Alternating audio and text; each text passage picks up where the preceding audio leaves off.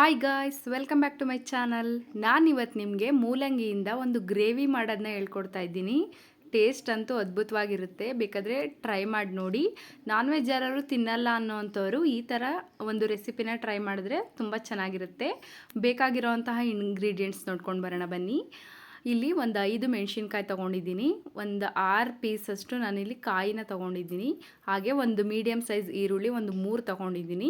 ಹಾಗೆ ಒಂದು ಇಡಿಯಷ್ಟು ಕಡಲೆ, ಹಾಗೆ ಒಂದು ಮೂರು ಗಡ್ಡೆಯಷ್ಟು ಬೆಳ್ಳುಳ್ಳಿನ ತೊಗೊಂಡಿದ್ದೀನಿ. ಹಾಗೆ 1 ಇಂಚು ಶುಂಠಿ, ಹಾಗೆ ಸ್ವಲ್ಪ ಕೊತ್ತಂಬರಿ ಸೊಪ್ಪನ್ನ ತೊಗೋಬೇಕು. ಹಾಗೆ ಸ್ವಲ್ಪ ಮಟನ್ ಸಾಂಬಾರ್ ಪೌಡರ್ ಇರುತ್ತಲ್ಲ ಅದು ಬೇಕು. ಹಾಗೆ ಧನಿಯಾ ಪುಡಿ ಸ್ವಲ್ಪ ಬೇಕು. ಇಷ್ಟೇ, ಜಾಸ್ತಿ ಏನು ಐಟಮ್ಸ್ ಹಾಕೋ ಅವಶ್ಯಕತೆ ಇಲ್ಲ. ಹಾಗೆಯೇ ಇದನ್ನೆಲ್ಲವನ್ನು ಕೂಡ ಈಗ ನಾವು ಪೇಸ್ಟ್ ಮಾಡ್ಕೊಳ್ಳೋಕ್ಕೆ ರೆಡಿ ಮಾಡ್ಕೋಬೇಕು. ಹಾಗೆಯೇ ಮೂಲಂಗಿನ ಜಜ್ಜಿಬಿಟ್ಟು ಇಟ್ಕೊಳ್ಳಿ.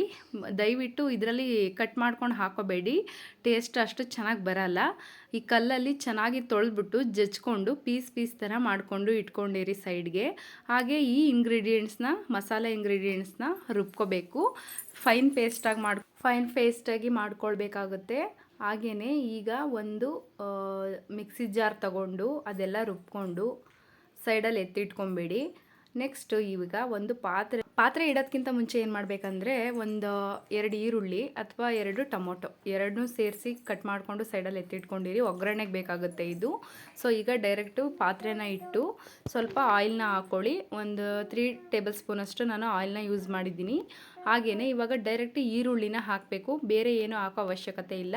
ಡೈರೆಕ್ಟ್ ಈರುಳ್ಳಿ ಹಾಕ್ಕೊಂಡು ಸ್ವಲ್ಪ ಗೋಲ್ಡನ್ ಬ್ರೌನ್ ಬರೋವರೆಗೂ ಹುರ್ಕೊಂಡು, ಆಮೇಲೆ ನಾವು ಈ ಮೂಲಂಗಿನ ಜಜ್ಜಿಟ್ಕೊಂಡಿರ್ತೀವಲ್ವ ಅದನ್ನು ಸೇರಿಸಿ ಸ್ವಲ್ಪ ಚೆನ್ನಾಗಿ ಫ್ರೈ ಮಾಡ್ಕೊಳ್ಳಿ.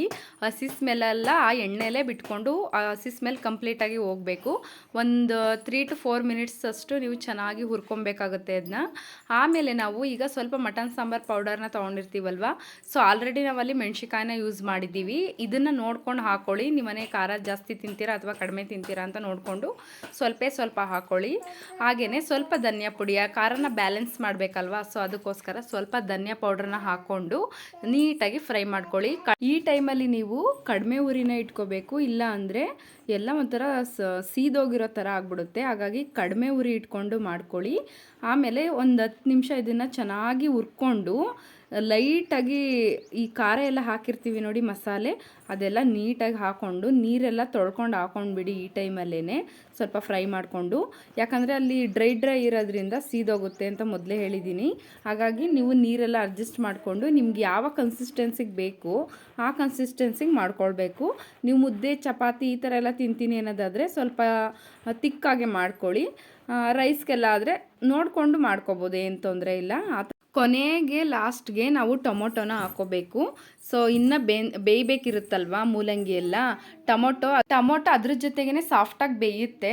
ಹಂಗಾಗಿ ಲಾಸ್ಟಲ್ಲಿ ಹಾಕ್ಕೊಂಡು ಈಗ ಲಿಡ್ನ ಕ್ಲೋಸ್ ಮಾಡಿಬಿಡಿ. ಸ್ವಲ್ಪ ಅದು ಕುದಿ ಬಂದಾದಮೇಲೆ ಕ್ಲೋಸ್ ಮಾಡೋದು ಒಳ್ಳೆಯದು.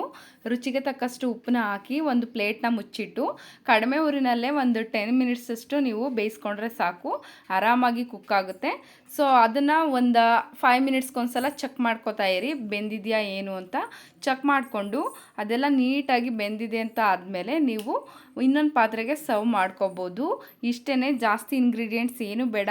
ನಾನ್ ವೆಜ್ ಅಷ್ಟೇ ರುಚಿ ಕೊಡುತ್ತೆ ಇದು. ಯಾರು ಮೂಲಂಗಿ ತಿನ್ನೋಕ್ಕೆ ಇಷ್ಟಪಡಲ್ಲ, ಈ ಥರ ಮಾಡಿಕೊಡಿ, ನಿಜವಾಗ್ಲೂ ತುಂಬ ಚೆನ್ನಾಗಿರುತ್ತೆ.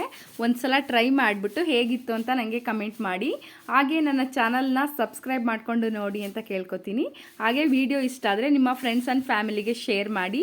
ದಯವಿಟ್ಟು ನನ್ನ ಚಾನಲ್ನ ಸಬ್ಸ್ಕ್ರೈಬ್ ಮಾಡಿಕೊಂಡು ನೋಡಿ ಅಂತ ಹೇಳ್ತಾ, ಈ ಮೂಲಂಗಿ ಚಾಪ್ಸ್ ಅಥವಾ ಗ್ರೇವಿ ನಿಮಗೆ ಇಷ್ಟ ಆಗಿದರೆ ದಯವಿಟ್ಟು ಒಂದು ಲೈಕ್ನ ಕೊಡಿ. Thank you for watching my video.